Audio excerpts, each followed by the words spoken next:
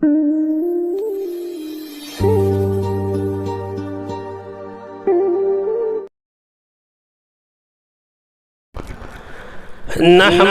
ونصلي على رسوله الكريم أما بعد فأعوذ بالله من الشيطان الرجيم بسم الله الرحمن الرحيم وآتوا النساء صدقاتهن نحلة فإن طبن لكم عن شيء منه نفسا فكلوه هنيئا مريئا صدق الله مولانا العظيم وبلغنا رسوله النبي الكريم ونحن على ذلك لمن الشاهدين والشاكرين والحمد لله رب العالمين۔ معزز سامعین کرام، عزیزان ملت، پیارے ناظرین، بچوں، بزرگوں اور دوستوں، گزشتہ مجالس کے اندر آپ حضرات نے بیوی پر خاوند کے کیا حقوق ہیں اچھی طرح معلوم کر لیے، لیکن اب آئیے کہ ایک خاوند پر بیوی کے کیا حقوق ہیں۔ اللہ رب العزت کا ارشاد ربانی ہے کہ خاوند پر بیوی کا پہلا حق یہ ہے کہ اسے حق مہر ادا کرے۔ اللہ تعالیٰ کا فرمان ہے وَآتُوا النِّسَاءَ صَدُقَاتِهِنَّ نِحْلَةً فَإِن طِبْنَ لَكُمْ عَنْ شَيْءٍ مِّنْهُ نَفْسًا فَكُلُوهُ هَنِيئًا مَرِيئًا، اور عورتوں کو ان کے مہر راضی خوشی سے دے دو، ہاں اگر وہ خود اپنی خوشی سے کچھ مہر چھوڑ دے تو اسے شوق سے خوش ہو کر کھاؤ پیو۔ اس آیت کریمہ کے اندر عورتوں کا مہر انہیں ادا کرنے کا حکم دیا گیا ہے، لہذا شوہروں پر لازم ہے کہ وہ اللہ تعالیٰ کے اس حکم کی تعمیل کرتے ہوئے اپنی بیویوں کو ان کا حق مہر ادا کرے۔ ہاں اگر کوئی عورت خود اپنی مرضی سے کچھ مہر معاف کر دے تو وہ مرد کے لیے حلال ہے، لیکن سرے سے اس کو اس کا حق ادا کرنے سے انکار کر دینا یا زبردستی اس سے حق مہر معاف کروا لینا یہ بہت بڑا جرم ہے اور عورت پر ظلم زیادتی ہے۔ اس کی سنگینی کا اندازہ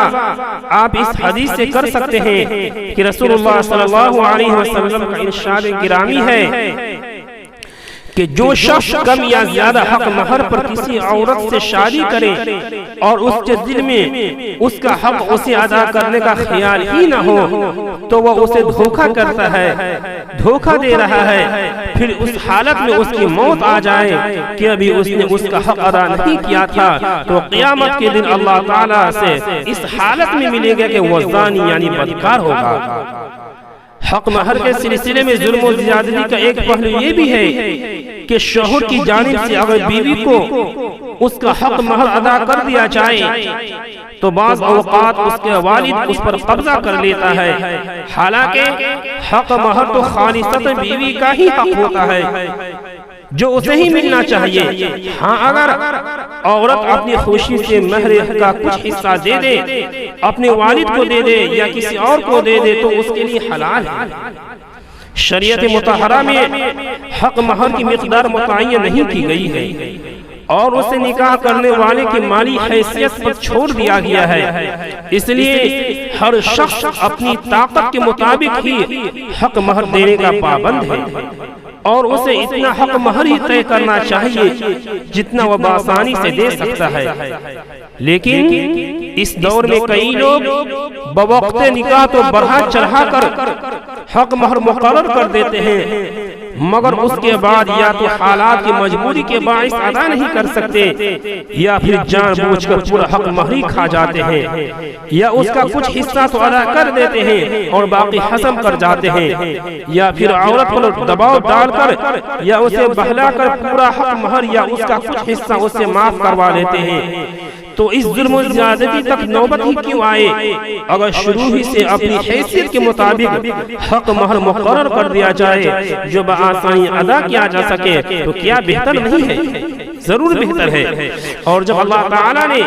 اور اسی طرح اس کے رسول صلی اللہ علیہ وسلم نے حق مہر کی مقدار متعین نہیں فرمائی تو ہم خواہ اپنے آپ کو مشقت میں کیوں ڈالیں اور اپنے نامہ اعمال میں کیوں گناہ لکھوائیں؟ اللہ تعالیٰ کا فرمان ہے لا یکلف اللہ نفسا الا وسعها، اللہ تعالیٰ کسی جان کو اس کی طاقت سے زیادہ تکلیف نہیں دیتا، بلکہ یہ بات معلوم ہونی چاہیے کہ اگر انسان کی مالی حیثیت کمزور ہو تو وہ کم حق پر مہر پر شادی کر سکتا ہے، جیسا کہ ایک حدیث میں آتا ہے کہ ایک شخص جس نے رسول اللہ صلی اللہ علیہ وسلم کے پاس شادی کرنے کا ارادہ ظاہر کیا تھا، اس کو آپ صلی اللہ علیہ وسلم نے حکم دیا کہ جاؤ ایک لوہے کی انگوٹھی ہی ڈھونڈ لاؤ۔ پھر جب اس شخص کو لوہے کی انگوٹھی بھی نہ ملی تو آپ صلی اللہ علیہ وسلم نے اس سے پوچھا کیا تمہیں قرآن کی کچھ صورتیں یاد ہیں؟ اس نے کہا ہاں، تو آپ صلی اللہ علیہ وسلم نے فرمایا جاؤ اسے یہ صورتیں ہی سکھلا دینا، میں نے اس کی عوض تمہاری اس سے شادی کر نکاح کر دیا۔ اس سے یہ ثابت ہوا کہ اگر کوئی شخص زیادہ حق مہر ادا نہ کر سکتا ہو تو وہ کم قیمت والی چیز کی عوض شادی کر سکتا ہے، کیونکہ لوہے کی انگوٹھی بظاہر اتنی قیمت والی نہیں ہو سکتی۔ اسی طرح جب حضرت علی رضی اللہ عنہ نے حضرت فاطمہ رضی اللہ عنہ سے شادی کرنے کا ارادہ ظاہر کیا تو رسول کریم صلی اللہ علیہ وسلم نے فرمایا اسے کچھ نہ کچھ دو۔ حضرت علی رضی اللہ عنہ نے کہا میرے پاس تو کچھ بھی نہیں ہے، تو رسول کریم صلی اللہ علیہ وسلم نے پوچھا تمہاری وہ زرہ کہاں ہے؟ انہوں نے جواب دیا میرے پاس ہے، تو آپ صلی اللہ علیہ وسلم نے فرمایا وہی اس کو دے دو۔ یہ تھا حضرت فاطمہ رضی اللہ عنہ کا حق مہر، جو کہ رسول اللہ صلی اللہ علیہ وسلم کے صاحبزادی تھی اور جن کو آپ صلی اللہ علیہ وسلم نے سیدۃ نساء اہل جنہ ہونے کی بشارت دی۔ اس سے یہ ثابت ہوا کہ کم حق مہر پر شادی کی جا سکتی ہے۔ شریعت مطہرہ میں اگرچہ حق مہر کی مقدار متعین نہیں کی گئی، لیکن اس بات کی طرف ترغیب ضرور دلائی گئی ہے کہ حق مہر کم ہو اور اتنا ہو جتنا آسانی سے ادا کیا جا سکے۔ اس لیے رسول اللہ صلی اللہ علیہ وسلم نے ارشاد فرمایا خیر النکاح ایسر، بہترین نکاح وہ ہے جو بآسانی ہو جائے، اور مزید آپ نے ارشاد فرمایا خیر الصداق ایسر، بہترین حق مہر وہ ہے جو بآسانی سے ادا کیا جا سکے۔ ناظرین، اور خود رسول اللہ صلی اللہ علیہ وسلم نے اپنی ازواج مطہرات رضی اللہ عنہم اجمعین کو بہت زیادہ حق مہر نہیں دیا تھا۔ ابو سلمہ بن عبد الرحمن کہتے ہیں کہ میں نے حضرت عائشہ رضی اللہ عنہا سے سوال کیا کہ رسول اللہ صلی اللہ علیہ وسلم نے اپنی بیویوں کا کتنا حق مہر دیا تھا، تو انہوں نے کہا آپ صلی اللہ علیہ وسلم نے اپنی بیویوں کو صرف 12.5 اوقیہ چاندی بطور حق مہر ادا کی، جو کہ 500 درہم کے برابر بنتی ہے۔ ان تمام احادیث سے یہ ثابت ہوتا ہے کہ کم حق مہر مستحب ہے۔ ظاہر ہے کہ کوئی خاتون ازواج مطہرات رضی اللہ عنہم اور دیگر صحابیات رضی اللہ عنہم سے تو افضل نہیں ہو سکتی۔ جب ان کا حق مہر اتنا کم تھا تو اس دور کی خواتین یا ان کے سرپرستوں کو زیادہ حق مہر کا مطالبہ نہیں کرنا چاہیے۔ امام ابن تیمیہ رحمۃ اللہ علیہ کا کہنا ہے کہ جس شخص کو اس کا نفس اس بات کی طرف دعوت دیتا ہو کہ اس کی بیٹی کا حق مہر نبی کریم صلی اللہ علیہ وسلم کی صاحبزادیوں اور بیویوں کے حق مہر سے زیادہ ہو، حالانکہ وہ تو دنیا بھر کی خواتین کے بنسبت زیادہ فضیلت والی ہے، تو وہ شخص یقیناً جاہل اور احمق بیوقوف ہے۔ حضرات محترم، حضرت ابو ہریرہ رضی اللہ عنہ فرماتے ہیں کہ ایک شخص رسول اللہ صلی اللہ علیہ وسلم کی خدمت میں حاضر ہوا اور اس نے آپ کو بتایا کہ اس نے ایک انصاری عورت سے شادی کی ہے، تو آپ صلی اللہ علیہ وسلم نے پوچھا کتنے حق مہر پر؟ اس نے کہا 4 اوقیہ چاندی پر، تو آپ صلی اللہ علیہ وسلم نے تعجب کا اظہار کرتے ہوئے فرمایا 4 اوقیہ یوں لگتا ہے جیسے تم اس پہاڑ کی دامن سے چاندی کو لیتے ہو۔ یعنی آپ صلی اللہ علیہ وسلم نے 4 اوقیہ چاندی پر ناپسندیدگی کا اظہار فرمایا۔ اس سے یہ معلوم ہوا کہ حق مہر بڑھا چڑھا کر مقرر کرنا شریعت میں مرغوب نہیں۔ اسی لیے حضرت عمر رضی اللہ عنہ نے کہا تھا تم عورتوں کے حق مہر بڑھا چڑھا کر مقرر نہ کیا کرو، کیونکہ زیادہ حق مہر دینا اگر دنیا میں عزت و تقریب کا باعث ہوتا یا اللہ کے یہاں یہ تقوی کی بات ہوتی تو اس کے زیادہ حقدار حضرت محمد مصطفیٰ صلی اللہ علیہ وسلم تھے، لیکن آپ صلی اللہ علیہ وسلم نے اپنی کسی بیوی یا اپنی کسی بیٹی کے لیے 12 اوقیہ چاندی سے زیادہ حق مہر مقرر نہیں کیا تھا۔ خاوند پر بیوی کا دوسرا حق یہ ہے کہ وہ اسے اپنی طاقت اور عرف عام کے مطابق نان و نفقہ اور رہائش مہیا کرائے اور اس کے جائز اخراجات کو پورا کرے۔ حضرت جابر رضی اللہ عنہ سے روایت ہے کہ رسول اللہ صلی اللہ علیہ وسلم نے خطبہ حجۃ الوداع میں ارشاد فرمایا تھا وَلَهُنَّ عَلَيْكُمْ رِزْقُهُنَّ وَكِسْوَتُهُنَّ بِالْمَعْرُوفِ، اور عورتوں کا تم پر حق یہ ہے کہ تم انہیں عرف عام کے مطابق خوراک اور پوشاک مہیا کرو۔ اور حضرت معاویہ القشیری رضی اللہ عنہ کہتے ہیں کہ میں نے اللہ کے رسول صلی اللہ علیہ وسلم سے پوچھا کہ بیوی کا خاوند پر کیا حق ہے، تو آپ نے ارشاد فرمایا اس کا حق یہ ہے کہ جب تم خود کھاؤ تو اس کو بھی کھانا کھلاؤ، اور جب تم خود پہنو تو اس کو بھی پہناؤ، اور منہ پر نہ مارا کرو اور گالی گلوچ نہ دیا کرو، اور اگر اسے چھوڑنا چاہو تو گھر ہی میں چھوڑ دو۔ ان احادیث مبارکہ سے یہ ثابت ہوا کہ بیوی کا نان و نفقہ اور لباس وغیرہ خاوند کے ذمے ہے، اور خاوند کو یہ بات یاد رکھنی چاہیے کہ وہ جو کچھ اپنے اہل و عیال پر خرچ کرے گا اگر اس میں وہ اپنی نیت درست کر لے اور اللہ تعالیٰ سے اجر و ثواب کا طلبگار ہو تو اس کا ہر چھوٹا بڑا خرچ اس کے لیے صدقہ جاریہ بن جائے گا۔ حضرت سعد بن ابی وقاص رضی اللہ عنہ سے روایت ہے کہ رسول اللہ صلی اللہ علیہ وسلم نے ارشاد فرمایا تو جو بھی خرچ کرے گا اس پر تجھے اجر دیا جائے گا بشرطے کہ تو اس کے ذریعے اللہ تعالیٰ کی رضا کا طلبگار ہو، حتیٰ کہ جو تو لقمہ اپنی بیوی کے منہ میں ڈالے گا اس پر بھی تجھے اجر ثواب دیا جائے گا۔ اور حضرت ابو مسعود البدری رضی اللہ عنہ سے روایت ہے کہ رسول اللہ صلی اللہ علیہ وسلم نے ارشاد فرمایا جب ایک شخص اپنے گھر والوں پر خرچ کرے اور وہ اجر کا طلبگار ہو تو وہ اس کے لیے صدقہ بن جاتا ہے۔ اور ابو ہریرہ رضی اللہ عنہ سے روایت ہے کہ نبی کریم صلی اللہ علیہ وسلم نے ارشاد فرمایا کہ ایک دینار وہ ہے جسے تم اللہ کے راستے میں خرچ کرتے ہو، اور ایک دینار وہ ہے جسے تم ایک غلام کی گردن کو آزاد کروانے میں لگاتے ہو، اور ایک دینار وہ ہے جس کے ساتھ تم ایک مسکین پر صدقہ کرتے ہو، اور ایک دینار وہ ہے جسے تم اپنے گھر والوں پر خرچ کرتے ہو۔ ان سب میں سب سے زیادہ اجر اور ثواب والا دینار جو ہے جسے تم اپنے گھر والوں پر خرچ کرتے ہو۔ اہل و عیال پر خرچ کرنے کی فضیلت میں خاوند جہاں یہ احادیث اپنے مد نظر رکھے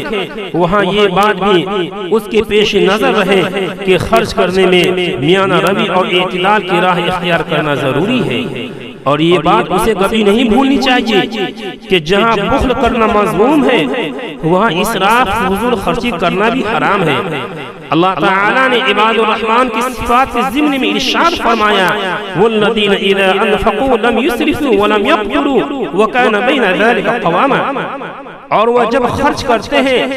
تو نہ فضول خرچی کرتے ہیں اور نہ بخل سے کام لیتے ہیں بلکہ ان دونوں کے درمیان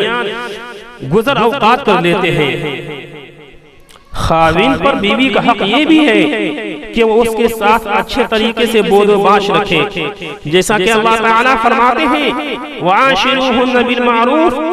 فَإِنْ كَرِهْتُمُوهُنَّ فَعَسَىٰ أَن تَكْرَهُوا شَيْئًا وَيَجْعَلَ اللَّهُ فِيهِ خَيْرًا كَثِيرًا، اور ان کے ساتھ بھلے طریقے سے زندگی بسر کرو، اگر وہ تمہیں ناپسند ہو تو ہو سکتا ہے کہ کوئی چیز تمہیں ناگوار ہو مگر اللہ تعالیٰ نے اس میں بہت کچھ بھلائی رکھی ہو۔ یعنی ان کے ساتھ اچھے انداز سے رہو، ان سے اچھا سلوک کرو اور ان سے نرم رویہ اور عمدہ برتاؤ رکھو، جیسا کہ تم خود ان سے یہ توقع رکھتے ہو وہ کہ وہ تمہارے ساتھ اچھے انداز سے رہے اور ہر طرح سے تمہارا خیال رکھے۔ اچھے طرز بود و باش کے سلسلے میں رسول اللہ صلی اللہ علیہ وسلم ہمارے لیے بہترین نمونہ ہے۔ چنانچہ آپ صلی اللہ علیہ وسلم اپنی ازواج مطہرات رضی اللہ عنہم کے ساتھ بہت عمدہ برتاؤ کرتے تھے، ان کا دل بہلاتے تھے، ان سے بعض اوقات مزاح بھی کرتے تھے۔ نماز عشاء کے بعد آپ صلی اللہ علیہ وسلم اپنی تمام بیویوں سے حال و احوال دریافت کرتے، ان سے گفتگو فرماتے، ان کے ساتھ کھانا تناول فرماتے اور باری باری ہر ایک کے ساتھ آرام فرماتے۔ الغرض یہ کہ آپ صلی اللہ علیہ وسلم ہر طرح سے اپنی بیویوں کے ساتھ حسن سلوک کرتے، اور آپ صلی اللہ علیہ وسلم مختلف مواقع پر عورتوں کا یہ حق صحابہ کرام رضی اللہ عنہم کے سامنے بیان کرتے۔ اس سلسلے میں آپ حضرات بھی کچھ احادیث سماعت فرمائیں۔ ابو ہریرہ رضی اللہ عنہ سے روایت ہے کہ رسول کریم صلی اللہ علیہ وسلم نے ارشاد فرمایا، مومنوں میں سب سے کامل ایمان والا شخص وہ ہے جو ان میں سب سے اچھا اخلاق کا حامل ہو، اور تم سب میں بہتر وہ ہے جو اپنی عورتوں کے حق میں بہتر ہو۔ مزید اللہ کے نبی نے ارشاد فرمایا، کوئی مومن اپنی مومنہ بیوی سے بغض نہ رکھے، اگر اس کی کوئی عادت اسے ناپسند ہوگی تو کوئی عادت اسے پسند بھی ہوگی۔ اس حدیث میں خاوند کو بیوی سے بغض رکھنے سے منع کیا گیا ہے، اور یہ بتایا گیا ہے کہ اگر شوہر بیوی کو اس کی کسی عادت کی بنا پر ناپسند کرتا ہو تو اس میں کوئی ایسی عادت بھی تو یقیناً ہوگی جسے وہ پسند کرتا ہوگا، لہٰذا وہ اس کی پسندیدہ عادات کو ناپسندیدہ عادات پر ترجیح دیتے ہوئے اس سے محبت کرے۔ مثلا ایک عورت تعلیم یافتہ نہ ہو لیکن وہ کفایت شعار ہو، امور خانہ-داری بخوبی سر انجام دیتی ہوں اور ہر حال میں اپنے خاوند کو راضی رکھنے کی کوشش کرتی ہو، تو اس کی ان خصال حمیدہ کی بنا پر اس کا تعلیم یافتہ نہ ہونا برداشت کر لے اور اس سے اچھے انداز سے نبھانے کی کوشش کرے۔ حضرت ابو ہریرہ رضی اللہ عنہ سے روایت ہے کہ نبی کریم صلی اللہ علیہ وسلم نے ارشاد فرمایا، تم عورتوں کے متعلق اچھے سلوک کی میری وصیت قبول کرو، کیونکہ عورت پسلی سے پیدا کی گئی ہے اور پسلی کا سب سے ٹیڑھا حصہ اس کا اوپر والا حصہ ہوتا ہے۔ اگر آپ اسے سیدھا کرنا چاہیں گے تو اسے توڑ ڈالیں گے، اور اگر اسے چھوڑ دیں گے تو اس کا ٹیڑھا پن بدستور باقی رہے گا، لہٰذا تم عورتوں سے اچھا برتاؤ ہی کیا کرو۔ رسول اللہ صلی اللہ علیہ وسلم نے خطبہ حجۃ الوداع کے موقع پر ارشاد فرمایا تھا، فاتقوا اللہ فی النساء فإنکم اخذتموہن بأمان اللہ واستحللتم فروجہن بکلمات اللہ، تم عورتوں کے معاملے میں اللہ تعالیٰ سے ڈرتے رہنا، کیونکہ تم نے انہیں اللہ کی ذمہ داری میں لیا ہے اور انہیں اللہ کی کلمے کے ساتھ حلال کیا ہے۔ ان تمام احادیث سے ثابت ہوتا ہے کہ بیوی کا خاوند پر لازمی حق ہے کہ وہ اس سے اچھا برتاؤ کرے اور اسے تکلیف دینے سے پرہیز کرے، اور اگر بیوی خاوند کی نافرمانی کرتی ہو یا بدخلقی سے پیش آتی ہو یا حد دھرمی دکھاتی ہو تو اس کے بارے میں خاوند کو اللہ تعالیٰ کا یہ فرمان اپنے سامنے رکھنا چاہیے، واللاتی تخافون نشوزہن فعظوہن واہجروہن فی المضاجع واضربوہن فإن اطعنکم فلا تبغوا علیہن سبیلا، اور جن بیویوں سے تمہیں سرکشی کا اندیشہ ہو انہیں سمجھاؤ، اگر نہ سمجھے تو خواب گاہوں میں ان سے الگ رہو، پھر بھی نہ سمجھے تو انہیں مارو، پھر اگر وہ تمہاری بات قبول کر لے تو خواہ مخواہ ان پر زیادتی کے بہانے تلاش مت کیا کرو۔ اس آیت کریمہ میں اللہ تعالیٰ نے نافرمان یا سرکش بیوی کے متعلق 3 ترتیب اور تجویز کیے ہیں۔ پہلا یہ کہ اسے نصیحت اور خیرخواہی کے انداز میں سمجھاؤ، اگر وہ سمجھ آئے تو ٹھیک ہے، ورنہ دوسرا اقدام یہ ہے کہ اس کا اور اپنا بستر الگ الگ کر دو۔ اگر اس میں ذرہ برابر بھی عقل ہوگی تو وہ یقیناً راہ راست پر آ جائے گی، لیکن اگر وہ اس کے باوجود بھی نہ سمجھے تو آخری حربہ یہ ہے کہ اسے مارو، لہذا مار آخری حربہ ہے نہ کہ پہلا، جیسا کہ آج کل بہت سارے لوگ پہلے دونوں اقدامات کو چھوڑ کر آخری حربہ استعمال کرتے ہیں۔ اور یہ بات بھی یاد رہے کہ رسول اللہ صلی اللہ علیہ وسلم نے اس مار کو اس بات سے مشروط کر دیا ہے کہ اسے چوٹ نہ آئے اور نہ ہی اس کی ہڈی پسلی ٹوٹے۔ آپ صلی اللہ علیہ وسلم نے ارشاد فرمایا، تم میں سے کوئی شخص اپنی بیویوں کو یوں نہ مارے جیسے کہ وہ اپنے غلام کو مارتا ہے، پھر وہ دن کے آخر میں اس سے ہم بستری بھی کرے۔ اور دوسری حدیث میں آپ صلی اللہ علیہ وسلم نے ارشاد فرمایا، اگر وہ بے حیائی کرے تو تم اپنے اور ان کے بستر الگ الگ کر دو، اور اس طرح مت مارو کہ انہیں چوٹ آ جائے۔ برادران اسلام، شوہر پر بیوی کا چوتھا حق یہ ہے کہ اگر کسی شرعی عذر کی بنا پر بیوی خاوند کے ساتھ نہ رہنا چاہے تو وہ پورا حق مہر یا اس کا کچھ حصہ خاوند کو واپس کر کے اس سے طلاق لے سکتی ہے۔ شرعی عذر سے مراد یہ ہے کہ مثلا خاوند حقوق زوجیت ادا کرنے کے قابل نہ ہو، یا خاوند بلا عذر بیوی کو تنگ کرتا ہو اور اس نے اس کا جینا حرام کر دیا ہو، یا خاوند بیوی کے درمیان ناچاقی ہونے کے بعد صلح کی تمام کوششیں ناکام ہو چکی ہو، اور خاوند نہ تو اسے اپنے ساتھ رکھنے پر تیار ہو اور نہ ہی اسے طلاق دینے پر آمادہ ہو، تو اس طرح کے شرعی عذر کی موجودگی میں بیوی کو یہ حق حاصل ہے کہ وہ خاوند سے علیحدہ ہو جائے اور خاوند سے لیا ہوا حق مہر پورا یا کچھ حصہ جتنے پر اس کو اتفاق ہو جائے واپس کر دے اور اس سے طلاق دے دے۔ اللہ تعالیٰ کا فرمان ہے، فَإِنْ خِفْتُمْ أَلَّا يُقِيمَ حُدُودُ اللَّهِ فَلَا جُنَاحَ عَلَيْهِمَا فِي مَا افْتَدَتْ بِهِ۔ ہاں اگر تمہیں اس بات کا خوف ہو کہ وہ دونوں اللہ تعالیٰ کی حدود کی پابندی نہ کر سکیں گے تو پھر عورت اگر کچھ دلا کر اپنی خلاصے کرا لے تو ان دونوں پر کوئی گناہ نہیں ہے۔ اور اس سلسلے میں حضرت ثابت بن قیس رضی اللہ تعالی عنہ کا قصہ بہت زیادہ معروف مشہور ہے۔ حضرت ابن عباس رضی اللہ عنہ سے روایت ہے کہ حضرت ثابت بن قیس رضی اللہ عنہ کی بیوی رسول اللہ صلی اللہ علیہ وسلم کے پاس آئیں اور انہوں نے اپنے خاوند کی شکایت کی، تو رسول اللہ صلی اللہ علیہ وسلم نے فرمایا، کیا تم اس کا باغ اسے واپس کر دو گی؟ تو انہوں نے کہا جی ہاں۔ تو آپ صلی اللہ علیہ وسلم نے حضرت ثابت رضی اللہ عنہ کو فرمایا، اپنا باغ واپس لے لو اور اسے طلاق دے دو۔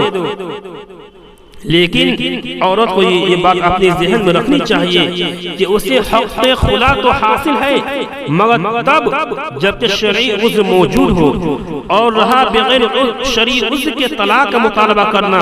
یہ تو بہت ہی بڑا گناہ ہے، جیسا کہ رسول اللہ صلی اللہ علیہ وسلم کا ارشاد گرامی ہے، جو عورت بغیر کسی معقول عذر کے اپنے خاوند سے طلاق کا مطالبہ کرے اس عورت پر جنت کی خوشبو حرام ہے۔ ناظرین، دعا کیجیے اللہ تعالی ہمیں اور آپ حضرات کو کہنے سننے سے زیادہ عمل کرنے کی توفیق عطا فرمائے۔ وآخر دعوانا الحمدللہ رب العالمین۔